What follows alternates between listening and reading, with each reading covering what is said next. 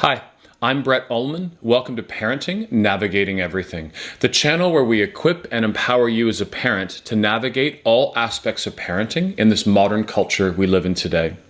I want to challenge you as parents, leaders, educators, or basically anyone who works with students to change this narrative, change the way we talk about technologies.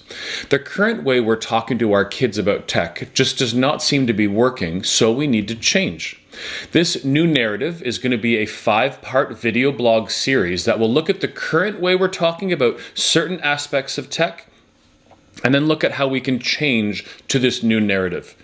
Today we're going to talk about phones. The second one will be about social media, the third, TV movies, the fourth, music, and the fifth, video games. If you want the very simple idea I'm trying to get across, it's this. It's that we need to teach and not tell. We need to teach our kids about things like technology and not just tell them what to do. This is how we begin to change the narrative. I polled, I forget how many hundreds of students, and I just said, tell me what your parents say to you about phones. Here's what they said. My parents tell me, stop using your phone so much. Why are you on your phone again? Phones are a waste of time. It's going to ruin your eyes, which is a really funny one. But tons of other statements that really do nothing to teach your kid about proper use of technology. Now in schools, we might call this idea digital citizenship, how we're going to be good citizens in the online world, but that should also translate into how we actually use technologies too.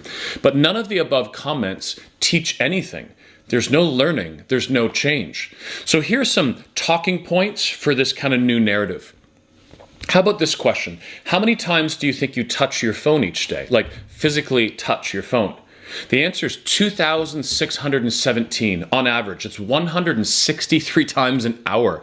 And that's the low range. The high range, if you're more a techie person, could be as high as 5,400. Be in a meeting, be at school, our phones are with us. We touch them all the time. How about how many times do you think you open your phone each day? 80. 80 while on vacation. It's 100 to 150 phone sessions, we might call it, per day. Times you unlock and interact with your phone.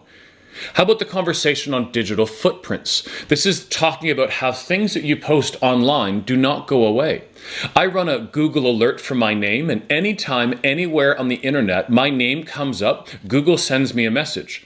People are always shocked when I reply to comments on blogs about my talks because they never thought I would ever even read them. You are not anonymous online. There's a guy named Schmidt. He was an executive at Google in the UK. He talks about how things don't go away, and he says this quote, however, they'll be the first generation ever who will never be allowed to forget their mistakes. How about the conversation on dopamine? There's a TV show in Canada called Marketplace. There's an episode called Addicted to Your Phone. I'll put a link in the description below so you can watch the entire episode with your kids. They interview this guy from a place called Dopamine Labs, interesting name. He says, we use AI and neuroscience to help apps become more engaging and persuasive, more addictive, giving our brains pleasure, what they can do to continuously, as he says, juice people. Remember, every notification, every like, every Apple Watch tap on my wrist, every ding is a shot of dopamine in your brain. What happens after 10 years of 1 million dopamine hits? How does it affect us physiologically? How does it affect us psychologically? How about sleep? I read a study that says that kids today will be the first generation ever who will not grow to their appropriate height. Not due to poor nutrition or lack of food, which I do think is another conversation. But our generation, most like in North America, are talking about not growing to their appropriate height because they're not getting enough sleep. How about other changes, like changes in dating? We're dating less. Changes in sex, we're having sex at later ages. Changes in drinking, we're drinking less drugs, less going to the mall, less going to the movies, less parties, less hanging out with friends. Now, some of these things, parents will say, wow, these are good things, but these are not our students choosing not to have sex less or drink less out of choice. But they're doing it because they don't go out anymore. Our years of fear-based parenting, coupled with the advent of smartphones in the last decade, have changed kids and teens. You want to know where most students spend their time? Alone in their bedroom, on their tech, on their phones and their iPads. Teenagers get these conversations. They are not stupid people, even though we seem to always talk about how their brains are not fully formed, which is also true.